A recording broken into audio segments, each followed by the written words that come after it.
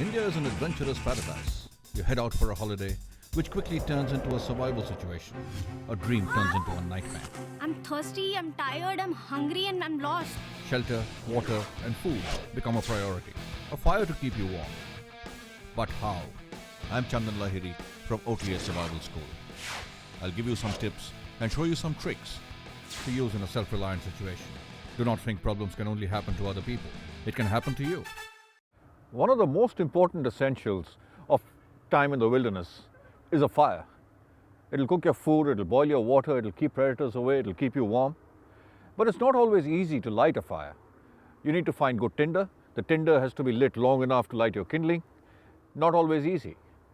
But when you're back at home, you can actually make tinder which you can use out in the wilderness, something that you can carry with you, and tinder which will light very easily, stay lit long enough for the kindling to light. Here's one way you can make some very good ready-made tinder. Here's how. Take a look. Fire, as you know, is one of the most important essentials for wilderness survival. And you always need to carry things with which you're able to start a fire, for which you need some fire starting equipment. Essentially, they are in two parts. One is something to create a spark, and the second is something to hold that spark, which is some kind of tinder. And you can actually make tinder back at home. One very, very useful thing which people have been using for decades is something called char cloth. Char cloth. Char cloth. Charred cloth, char cloth. It's known as char cloth more often than not. And what I'll show you now is how to make char cloth. What I use is a shoe polish tin. You can use things like Altoid tins or chewing gum tins, anything which is airtight. So this is airtight, so that's what we'll use to make our char cloth. Now when we seal it tight, and what we're going to be doing is putting this on the fire. Okay. So it's going to heat up inside, all the moisture inside is going to heat up, it's going to expand. So we need to keep a vent, like a pressure cooker. We need a vent on the lid for all the moisture to escape. So we'll make a small hole at the center of this. Now we need the cloth, which we'll turn into char cloth. Okay. So what we need is something which is cotton. Make sure it's cotton, because any other material is not going to work.